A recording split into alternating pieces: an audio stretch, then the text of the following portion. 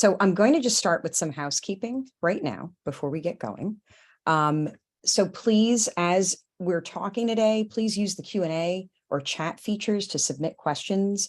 If you do submit anonymously, though, through the Q&A portion, just know that we're not going to be able to follow up directly with you with an answer unless we know who you are. So if you want a response, just make sure you submit your name and a way to contact you. We will be sending out today's deck and a recording of the webinar. I'm going to say that twice. We will send out the deck and the recording of the webinar. So just like we always do. We also have the live transcript enabled. So if you want to use this feature, just turn the setting on in your Zoom toolbar now. All right. So I'd love to introduce my fantastic guest today. If we could just go to the next slide. So we have with us two amazing people. We have Ann Oleson. She's the Director of Global Compensation at Match Group. Match Group is a global technology company passionate about sparking meaningful connections across the spectrum of age, race, gender, sexual orientation, background, and relationship goals. Ann manages Match Group's compensation programs in alignment with their compensation philosophy, of which internal pay equity is a crucial component. Ann has held several leadership roles throughout her career. She's an active member of World at Work, and she holds an MBA from the University of Nebraska and is a certified compensation professional. We also have with us Stacey Rapacki. She is the Vice President of Compensation Strategy at Northwell Health. She has over 20 years of human resources experience in both corporate and consulting environments. Prior to joining Northwell, she was leader in Willis Towers Watson's talent and rewards business, working with clients across a variety of industries to design, develop, and implement reward strategies and compensation programs. Stacey also worked at Goldman Sachs in a variety of roles in rewards and as a human resources advisor for the investment management division. She holds a BS in Industrial and Labor Relations from Cornell and an MBA from NYU's Stern School of Business. And I'm Nancy Romanyshyn. I'm Senior Director of Total Reward Strategy and Solutions here at Syndio. I have over 25 years of experience, both consulting, where at Willis Towers Watson, I was leading the North America Fair Pay team, and in-house, where I stood up the compensation function at a $500 million retail company. But enough about us. I want to talk for a moment about Syndio. So Syndio is a workplace equity platform that helps companies solve for pay equity and opportunity equity. We help companies use robust analytics to be more consistent and intentional in how they're delivering rewards and managing talent. So we provide a combination of software, extensive support, and the community we're building so we can learn from one another. So we're so excited to have you join us today. And as we go through, I'm just going to go through a couple of slides, and then I'm going to get to the meaty part, which is this discussion. Would love you to throw in the chat, maybe where you're all calling in from. Okay, so let's get started. So I love Josh Burson's smiling face. And it's funny, I love this quote because I just spent the past couple of days in Chicago, actually talking with the great Total Rewards community at the Chicago Compensation Association's annual meeting, which, by the way, if you're in the Chicago area and you're not a member, you should become a member. They're a great group. And I love Josh's most recent research in this tight labor market, which is, pay equity is 13 times more important in employee retention and satisfaction than level of pay, which I think is fascinating. It really goes to how compelling fairness is in whatever it is that you're communicating around your pay programs. So if we go to the next slide, here's part of the why. So, we have this in air quotations that employees are compensation analysts, but I mean, we're watching this happen, right? So on this slide is just an example of some of the discussion we've seen and how, employees are really doing their own research. But, while I was in Chicago, another incredible thing was happening. Our Syndio CEO, Maria Colacurcio, yesterday did a LinkedIn Live with Walmart's Kim Lupo. She's the Senior Vice President of Global Total Rewards, and Ellen Exum, who's the Vice President of Executive and Sam's Club Total Rewards. They had an incredible conversation, and we'll share it with you. But Kim was making really some great insights around, it's not often the actual pay that's leading to outcomes, it's whether employees believe it and perceive it to be fair. and to be competitive. And for her, she talked about how that unlocked for her the criticality of the work around pay transparency. And she also made the observation that, hey, as you can see, right, from this slide, pay transparency is here to stay. So, other people can own the narrative or we can. And Ellen, added another great insight to that, which was, that feeling of fairness is not just about sharing things. It's really about making sure that what you say you do is really what you're doing. So it was really just a great discussion. And I think the perfect segue to the next slide, which is, I think, the state, right, that we're all in. And this was a lot of the discussion over the past couple of days. This is the change everyone is managing, right? Moving from reacting, kind of what's required, to being more intentional, what's desired. So we tend to get caught up in the mechanics of things, but I think we're getting to this point, right, that we have to kind of lift up a little bit and say, but what's our strategy? Yes, it's okay to talk through, kind of where you're sharing, what you're sharing. But how does that foot with what we really want employees to internalize, what we want others to internalize, if we think through a lot of those other messages? And here, we have that question kind of, where are you on your journey? I think, most of the folks we're talking with, they're somewhere in the middle, right? A lot of us are kind of in the middle. Very few people are far to the right. And I think a lot of folks are still kind of in that left-hand side trying to figure it out. So again, that's why we're talking today. So yeah, if we look at that next slide, it really does go to thinking through, we know the benefits of transparency, but I think too, a lot of the things we're going to talk about today is the change management that's coming along with all of this. I think that's the real challenge for all of us. So as we think about how we convince people and kind of bring them along, what's becoming clearer is taking control of your narrative, but also across these different types of stakeholders. How can we be more effective in what we're saying to all of them, whether it's the external community, when we think about, who's investing in us, who's buying our products, and how that leads to our brand as an employer and how we're engaging with our employees. And honestly, the biggest thing to me, which is how do we drive better achievement of our business goals? Last slide, next slide. We just wanted to kind of stick this up there. I know Stacey's laughing because I'm like, I want to start talking. So we just wanted to pop this up there as some resources we have for this conversation. We find these are great for just sparking ideas as we think about how we're going to solve this together. And we just want to make sure you saw that. But all right, now we're done with that. Now let's get into the discussion. This is the part that, right, we're all excited about. So, okay. So I wanted to start, I'm just going to start with you, Anne, around just, you're both, I read both of your bios. You're sitting in very different companies, and you also have a lot of great experience across a lot of different organizations that you've been at. But can you, Anne, start us off with kind of what was your company's, current sort of communication strategy around compensation, how that fits with your comp philosophy, and like, what was your thinking as these laws started passing? Sure. Yes. Thank you, Nancy. Sure.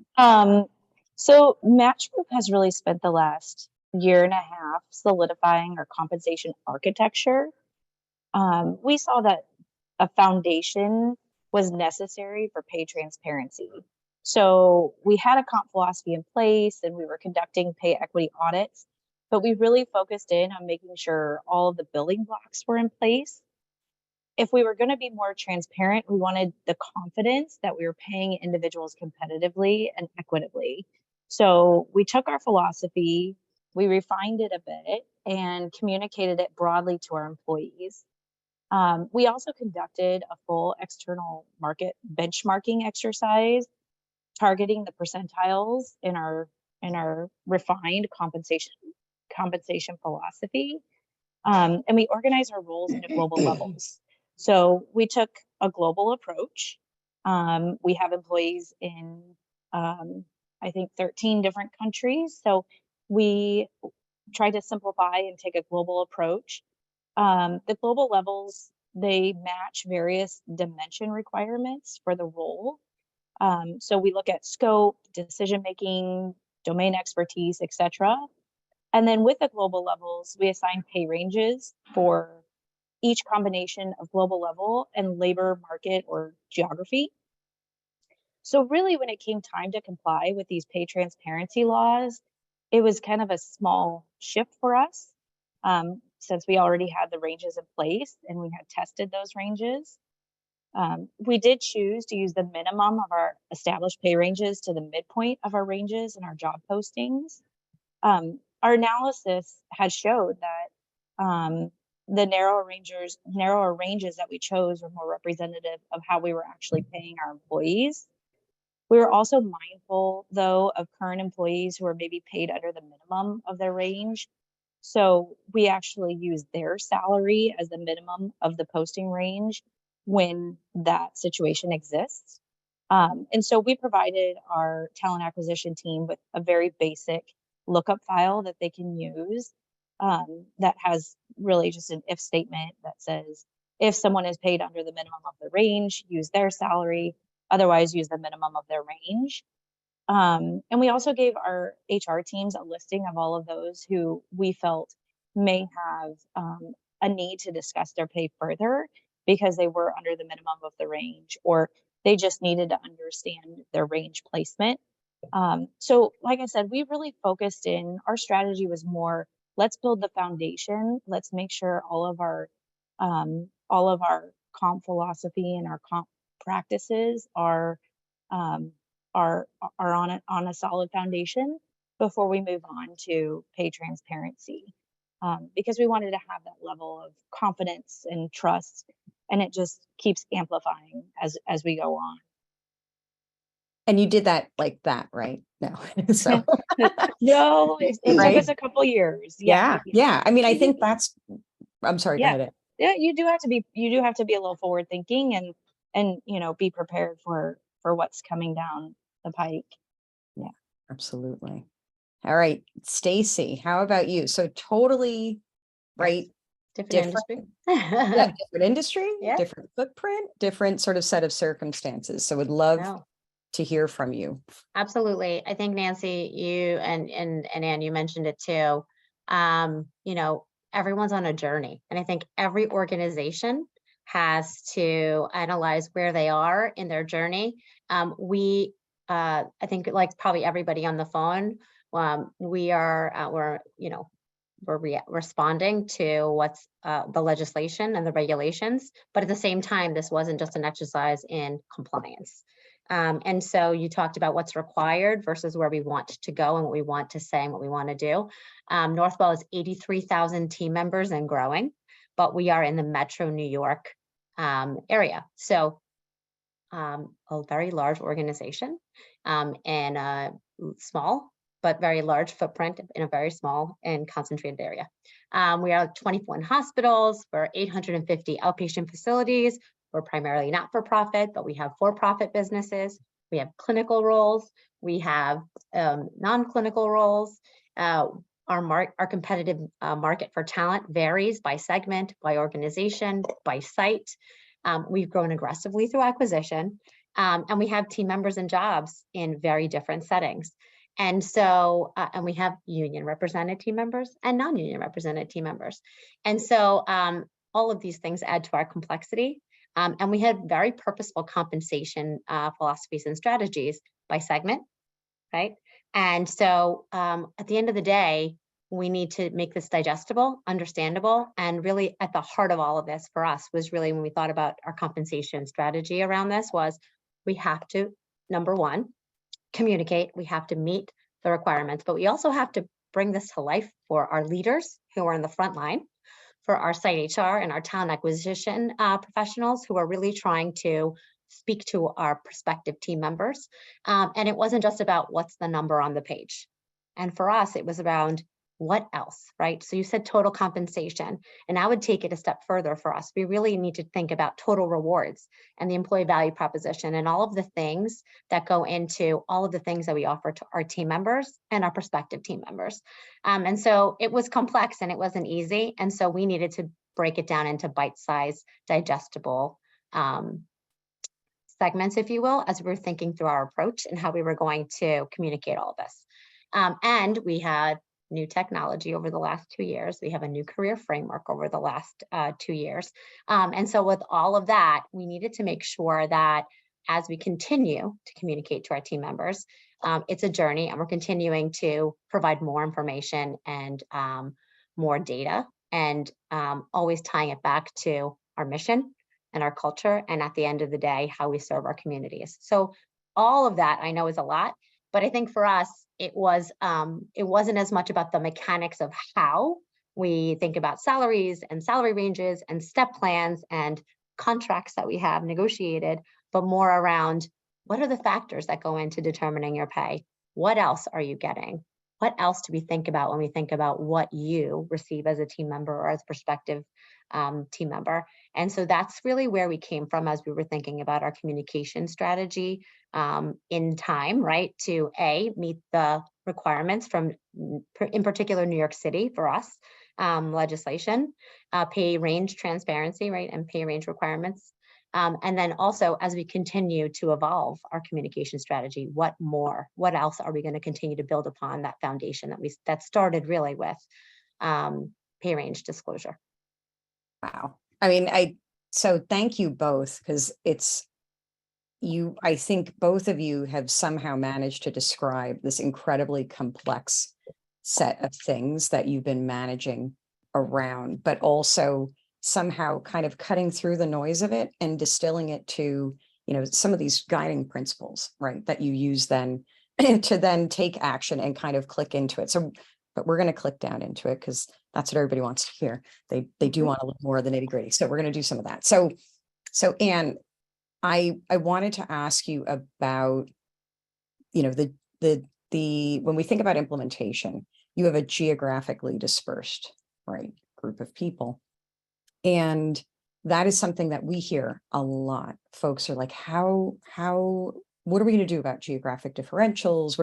How do we manage the different geographies? And then even globally, just because we know rewards can be so different. So what were some of the things that how you handled that?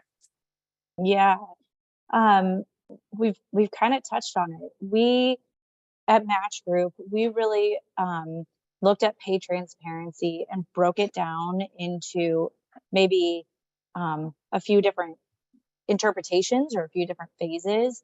So we have our pay equity transparency. Like I mentioned, we've been doing pay equity audits for a few years now, and we share the results of those pay equity audits. So we have pay equity transparency. We then have job posting transparency, where we're posting salary ranges within our job postings. We also have global level transparency, where we're informing our employees, what their global level is and why they were placed in a certain global level.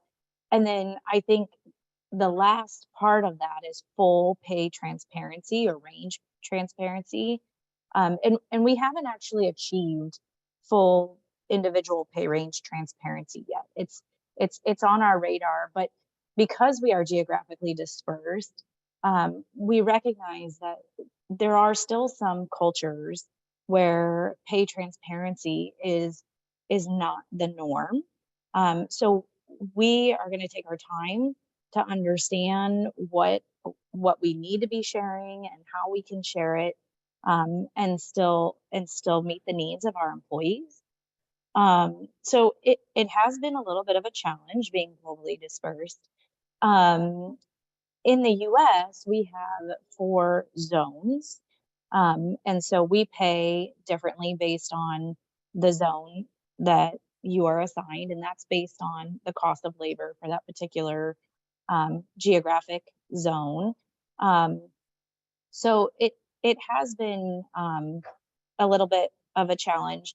When we post in our job postings to comply with whichever jurisdiction has the requirements, we do post for that particular location, for that zone, and we do have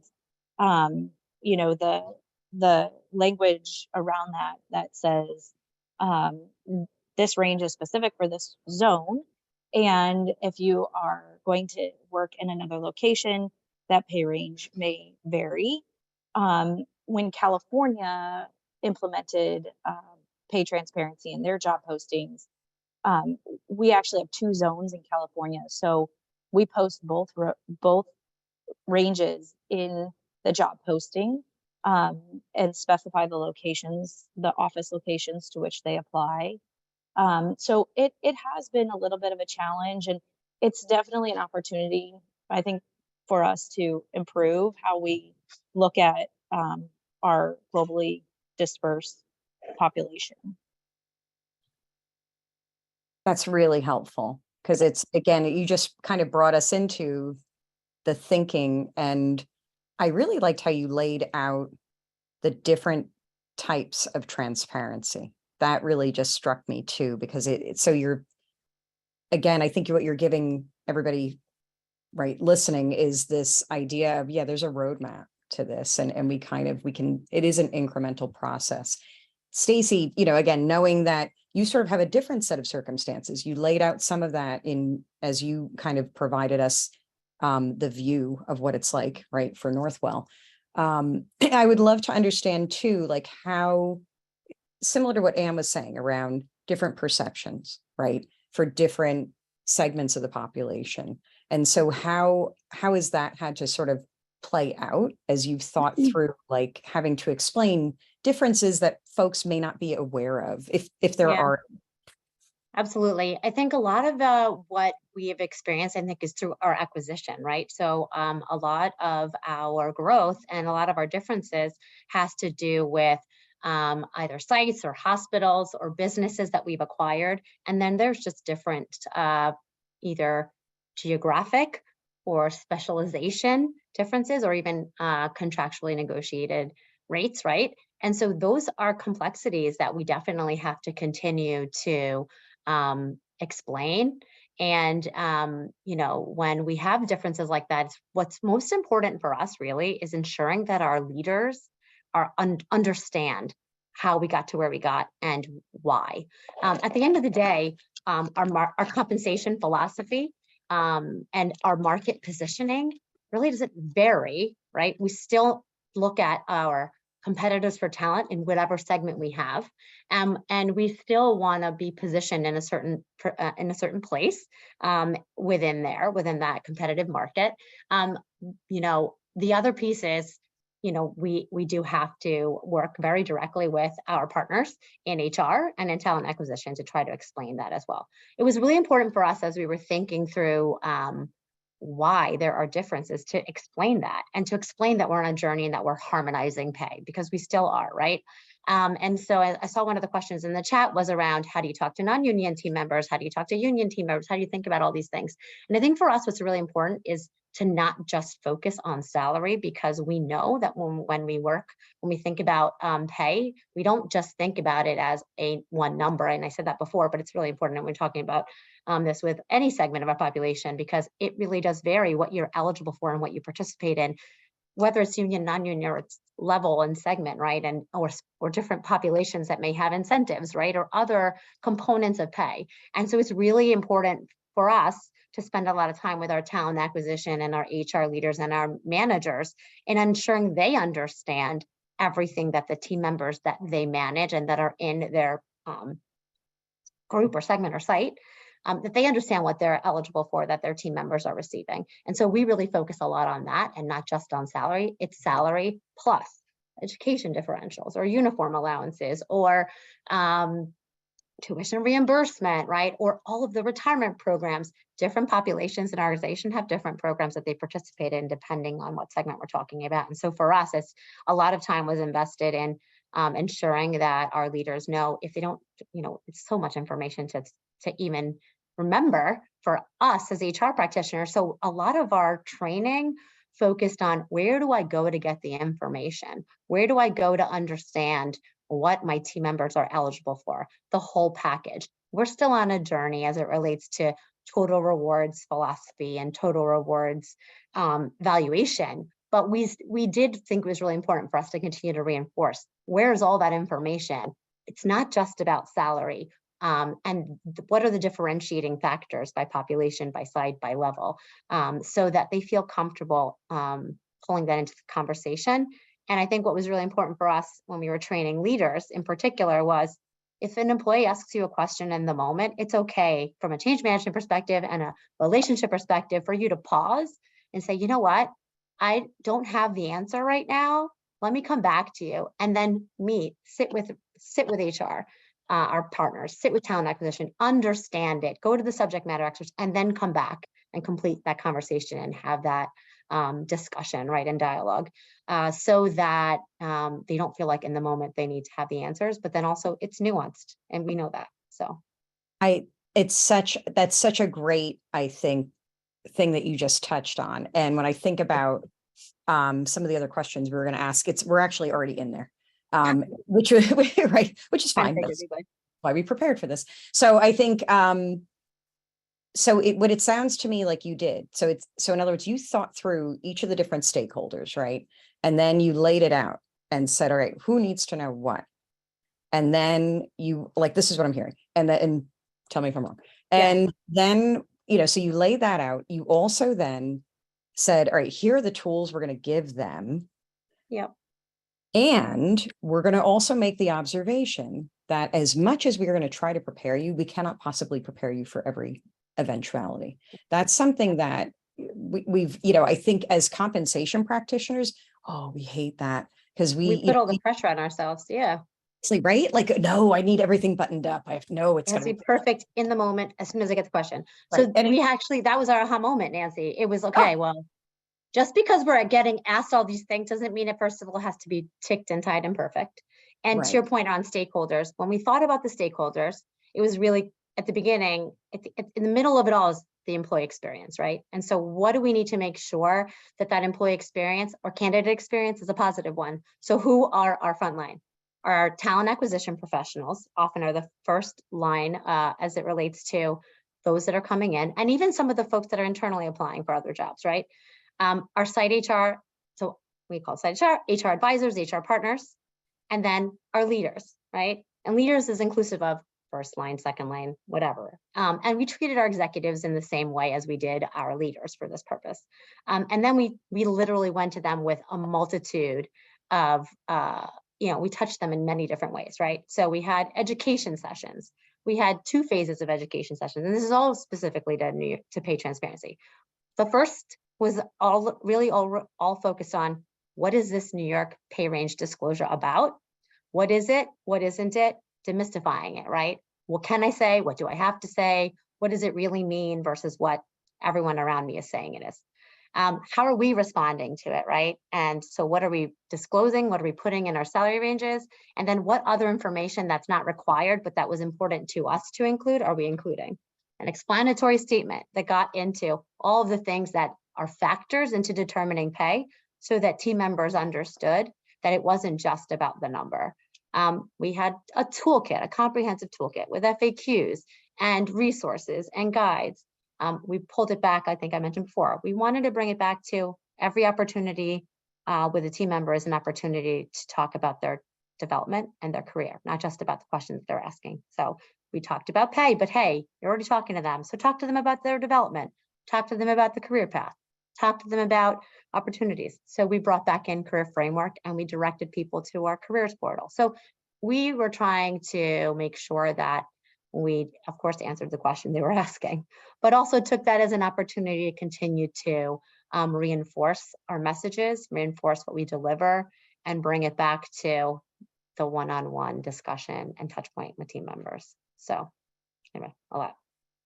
No, I think that's great. And Anne, I mean, I'd love to hear similarly, right? How you were, because that's all the foundational work you were doing, right?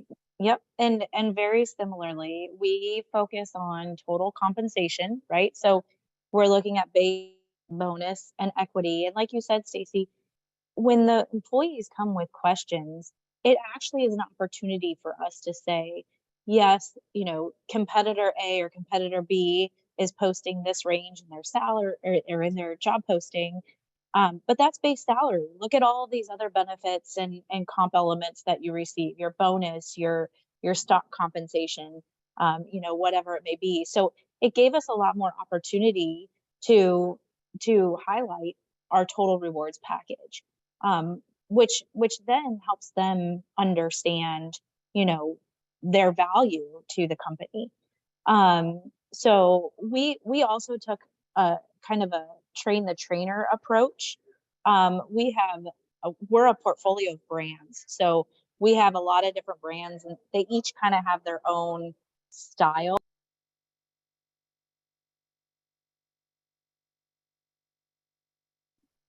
Oh, you just went on They, mute.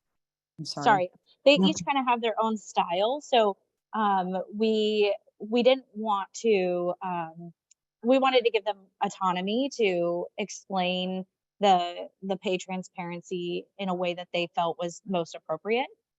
So we provided ample resources similar to what Stacey said. We had informational sessions. We had, you know, we had a script for them to use in conversations with employees. We brought out I think what I would call our career framework or our global level structure, and explain to them where they fit in that structure. So we worked with the HR folks to make sure that they could deliver that information to their managers, so the managers were equipped when they had those conversations with their employees. So very similar to what Stacey's organization has done. That's so wonderful. I mean, so comprehensive. So now I'm going to ask, you know, the question that like we all want to know. So what did employees ask, or what questions did you get from managers? I mean, I don't know if there were big differences there, but I'd love to hear from both of you, maybe starting with you, Anne. Like, are there any questions you got from managers or employees that you're like, oh, like we had to figure that out? Yeah, I think the two populations had different questions, right? So from our managers, I think most of the questions were more around where in the range should I pay my employees? So like I mentioned, we have a global level structure. So one of the things that I think is complex or maybe challenging for employees to understand is, how is it that an accountant, right, who's in one global level, the same global level as a marketing specialist, how are they?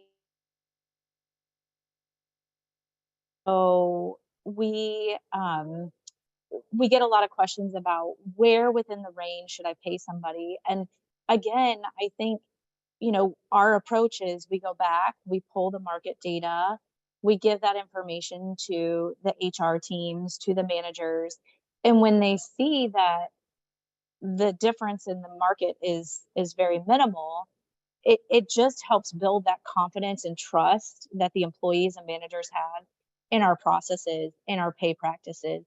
And those questions start getting less and less, right? So I think that's the main question that we get from managers is, where should I pay my employee relative to this range? And then from employees, obviously, it's more, how do I grow my salary within this pay range? And so having that career framework and having your pay philosophy set, you can have meaningful conversations with your employees to say, you know, you can move up if you have a change in scope. You can move up if you become proficient in these competencies. You can, you know, move up if the market shifts a lot. You know, we're continuously looking at equitable pay internally as well as competitive pay externally. So, you know, we can have those conversations. I really, that's so great. It sounds like there's definitely sort of that feedback loop. And it's similar to what you had said, Stacey, around as a manager, it's okay to say, I don't know, I need to get more information. I'm not a compensation expert. I have to, you know, I guess, you know, Stacey, were there any questions that came to mind, or did you see that similar thing where it was like a little different between managers say than, yeah. A lot of which is why we did focus on, well, what does it mean then? How can I get more? How can I continue to grow? How can I continue to progress? And so a lot of those questions, and similarly to us. And so it was great because it then opened the door to, Well, what are you interested in doing? Well, what else do you want to do? Well, let me talk to you about the career paths that we have in place.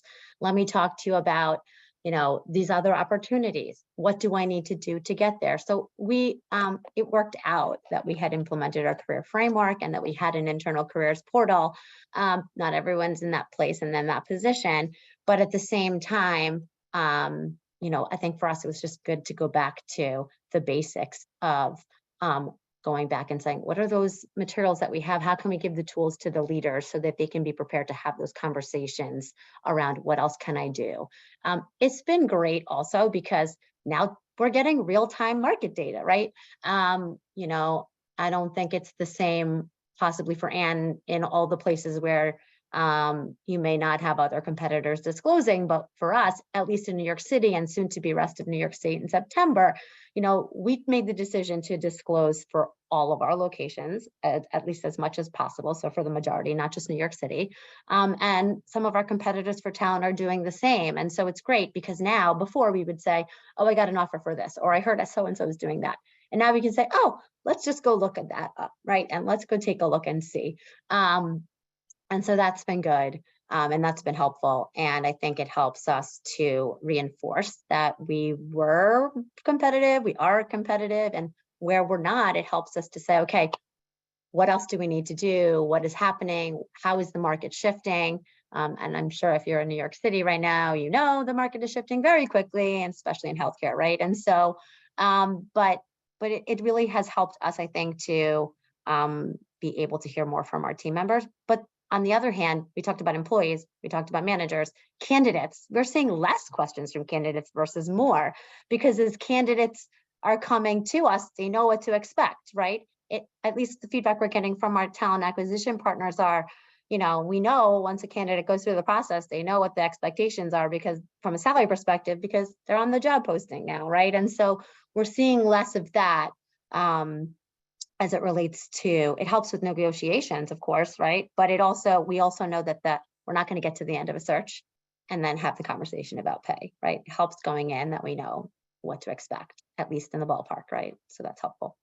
I mean, that sounds like you're having a positive result when it comes to that, for sure. And I think about, right, again, your market condensed, you're competing for talent, like literally across the street. Like it's, in many places. And it's not just healthcare, right? For us, our competitors for talent are across industries. So right. I mean, Anne, are you finding, how has it shifted? Yeah. One of the things that we did when New York City pay transparency went into effect is we took a couple days right after it went into effect and compiled. We had a list of our top 10 competitors, and we compiled pay data, real-time pay data of our competitors of what's in their job posting, and shared that out with our talent acquisition team and shared that with our HR leaders. And what we found was that we were really on par with a lot of our competitors. So again, just building that confidence, building that trust with our team members.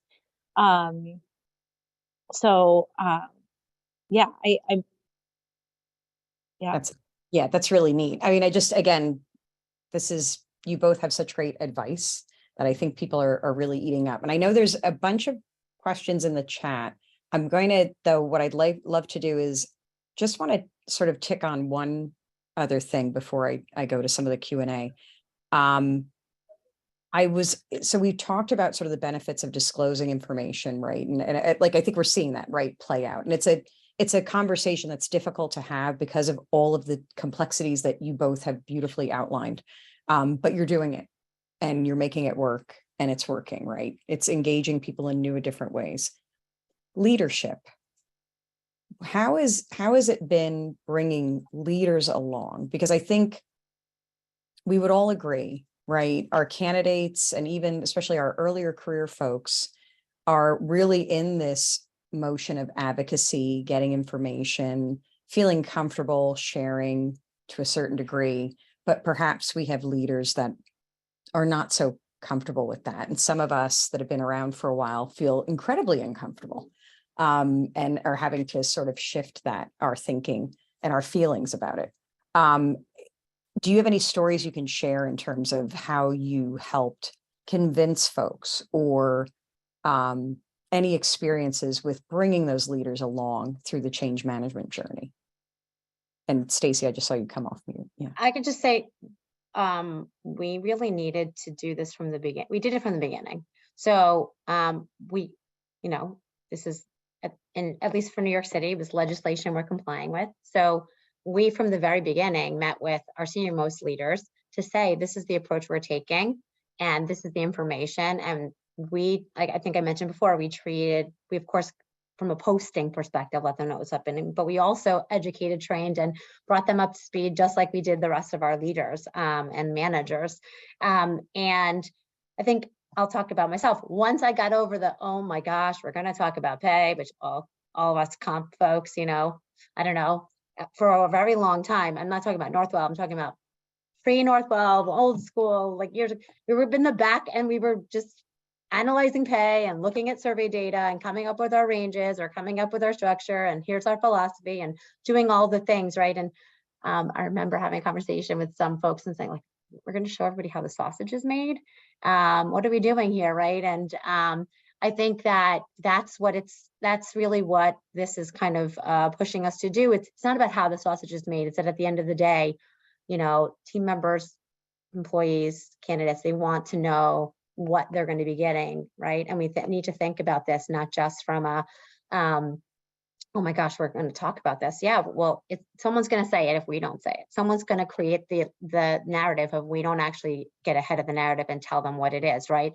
Glassdoor, I don't know, Fairy God Boss. I get all these like emails, right, of all these sites where folks are just saying, they're saying it. They're posting their rates, they're posting their ranges, they're posting the contracts, they're taking screenshots. If you don't think they aren't, they are literally photocopying, they're putting it out there. And so, you know, I think our perspective was, let's just do what makes sense for us. Let's put out everything that we have when we have it. And let's be honest about where we are in our journey, so that they know not only where we are today, but what's coming. And I think one of the questions in there was like, are you posting salary ranges for every single job everywhere, right? We don't have that capability yet for everything and everyone, but our leaders currently have access to most of that information, our HR folks. So that's why we leveraged that relationship to communicate information to team members. So we're not saying, no, you can't have the information. We're saying at this time, we're not posting them yet. You have to go to your leader, or you see the job advertisement for those jobs that are posting. So that was our approach, right? Not to hide anything, but just to say, here's what we can do. Here's what we want to be. And if, you know, how long as it takes us to be able to automate this from a technology perspective, just because of how big we are, right? And so more trying to be as transparent as possible, and also letting them know eventually that's where we want to get to. We want to get to being able to put everything there. We want to get to being able to disclose everything. So our leaders had to come along for the ride, because, you know, we didn't have a choice. Yeah. How did it work for you? Yeah, you know, our leaders were very engaged from the beginning. They were seeing, I think, just seeing the news and seeing what was going on in the marketplace. So they were very engaged, and we started kind of dripping, you know, at our all hands and things like that, dripping that this legislation is coming, and this is going, you know, we are going to comply. And you know, kind of like Stacey said, they were required to. So you know, there was buy-in from the top at the very beginning, mainly because it was required, but they embraced it and were meaningful in how we approached it. They were our partners and our ambassadors, I think, as we started communicating out to individuals. That was very helpful. We kept them informed along the way. And I think we've all seen the benefits. Like Stacey mentioned earlier, not just internally, but the candidates now know what to expect, right? So we've had other benefits. We've been able to have more global mobility because of this. We've been able to, you know, highlight, like I mentioned before, highlight our total rewards. It's been a positive experience for us. And we've seen a lot of benefits from being transparent. And so that's why I think the next step for us is full transparency, but doing so in a meaningful way to where it's still applicable to all of our different geographies that we have.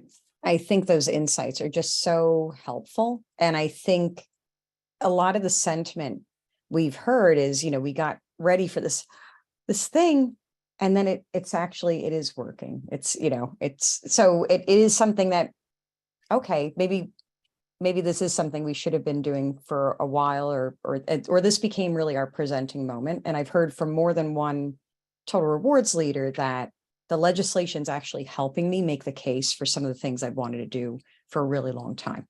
I'm using this as the platform to kind of push leadership in the direction that I know we need to go for all the reasons both of you have outlined. So we're running out of time, which I'm not surprised, because this is just a great discussion. I did want to get to a couple of the questions in the chat, in the Q&A, actually. Several people asked kind of the same question. So people, forgive me for trying to condense it into one, but it's this reconciliation between external and internal. So for instance, we heard from you, Stacey, about, hey, we're getting real-time market data. So it's helping us make some decisions. It sounds like when you see something that is external and out of sync with maybe what you're doing in practice internally, there is a decision that you make based on the source of the data, again, credibility, right? Like you're not going to do that for everything. That's one of the things people are asking is like, how are those changes happening? Like, how are you doing the motion of reconciling, say, external and internal when it's coming up? I don't know, maybe Anne, do you want to, Stacey, you shared a little bit. Anne, do you want to, is it about just keeping up with the market data? Is it about making adjustments surgically as needed? A little bit of everything. Yeah. It's a bit of a challenge, because you still have to be fiscally responsible, right? Of course. You still have your salary budgets and things like that. So it is,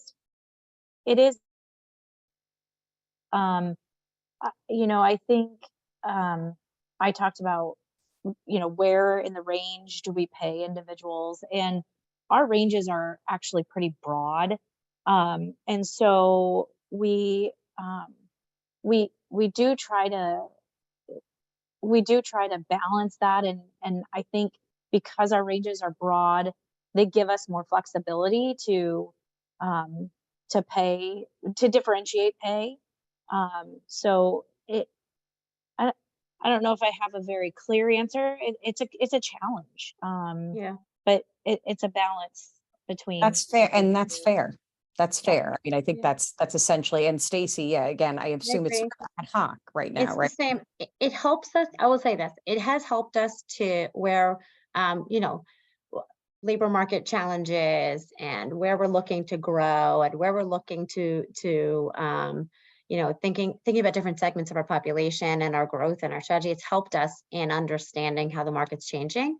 It's one data point, though. I think that at the end of the day is it, and it's a moment in time. And so I think we use it to supplement our other information. To Anne's point, there's so many factors that go into pay, and not just, I don't even mean individual pay, individual person pay, but I just mean pay for the job and the worth of the role to the organization, right?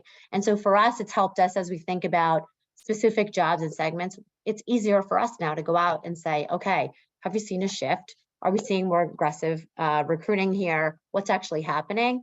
And we supplement that with our data that has to be inclusive of, to Anne's point, we still have to run a business. We have to be fiscally responsible. We have to think about how we prioritize.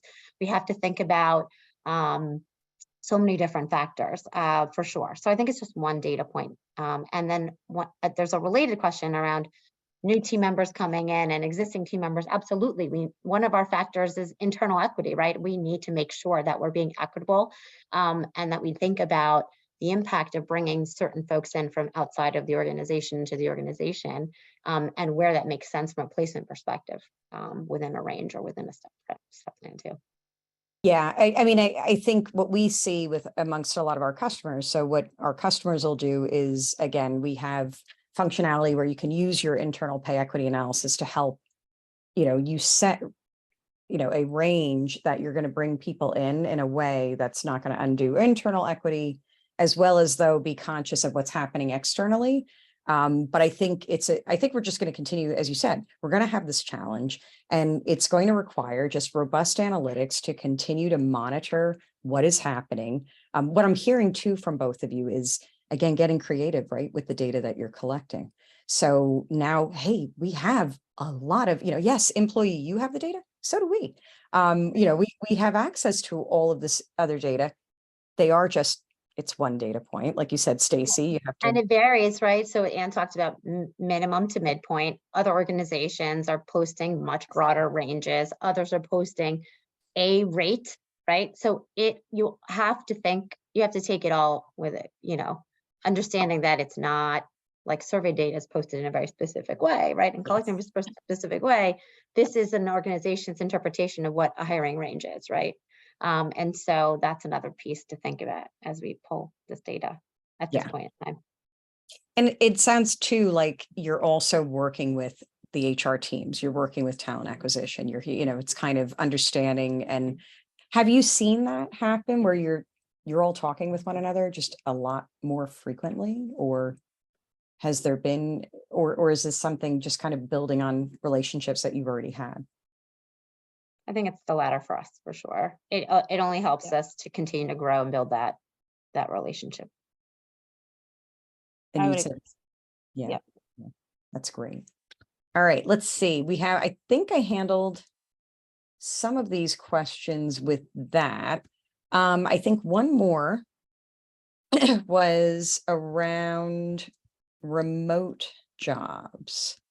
Now, Stacey, I don't know how much that really applies to you. Do you have some? We are a healthcare organization, a health system. So for us, primarily most of our roles are brick and mortar, right? And so while they may be hybrid or we have remote in area, most of our roles are not remote, fully remote, as in out of area, potentially working from things like that. We do have some of that, but for the most part, it's not like that. Yeah, and Although we do have some of that. And it's a condensed area too, from in terms of a postings. Geographic I think differential. that it's probably more of a question for you, just in terms of it's like, because the question is really around how do you handle postings for remote jobs? But Yep. yeah. So we include pay ranges in all of our remote positions, all of our remote postings. And then, like I said, we specify, this is the range for a position located in New York. This is a range for a position located in San Francisco. This is the range for a position located in LA. Those are our main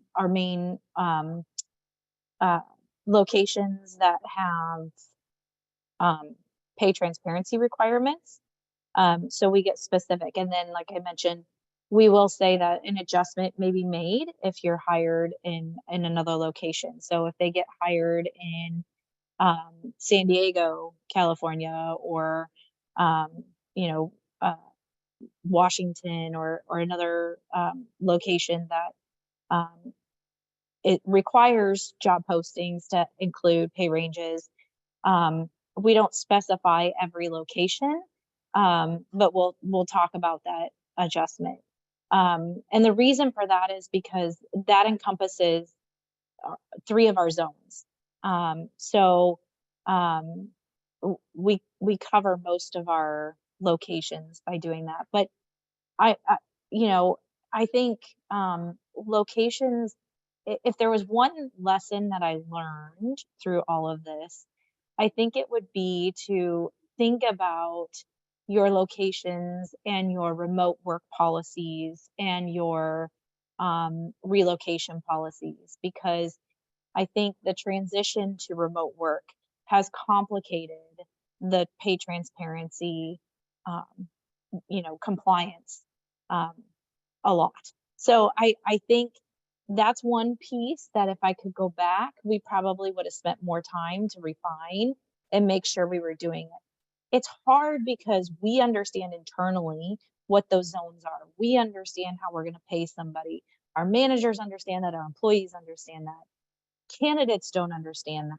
So how much information do you share in a job posting for a remote position so that they understand what they can expect to be paid gets a little challenging for us. So that's probably something that we will revisit. That's the one lesson I think we learned through all of this. I love it. You knew exactly where I was going as we're Yeah. we're running out of time. So yeah, so that I love that lesson learned, and I think that's great. Again, this is something we're going to continue to work on and iterate. Stacey, if you had a lesson learned, is there anything you'd share? Yeah, well, you kind of stole my thunder. No, I think it's not done, right? It's not one and done. It's like, oh, job posting's up, we're done.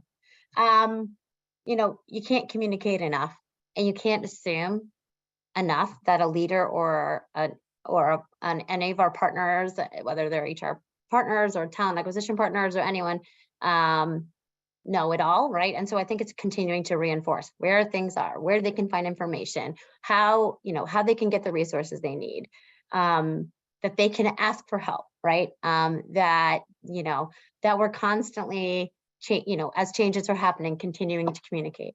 My leader said the other day, you just can't communicate enough about compensation, and that just can't be true.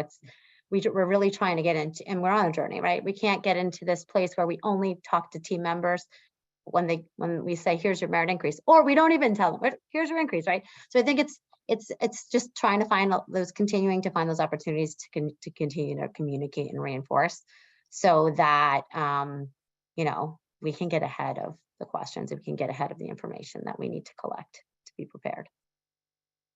I think that's the perfect place for us to kind of land today. So appreciative. I know we were going to, I think Joni, bring up the slides, just one moment to spare. So thank you both so much. I am just so excited. Thank you everybody who attended, and thank you both of you for just sharing your journeys and all this information. If you'd like to learn more about us at Syndio, you see the information here that our wonderful Joni is sharing with everybody. I know there are questions that we did not get to, and I apologize. I promise we will get back to you. You all were lovely and shared your information with us. So hopefully we can send you a note back with that question. But if you're interested in seeing a demo, even if you're not ready for it, we do have a webinar, a live webinar that you can also join, and that information is there. But thank you both so much. This was so helpful, I think, for everybody. So thank you for spending the time with us today. Really appreciated it. Thank you. Thank you, Nancy. Thank you. Have a great Friday, everybody.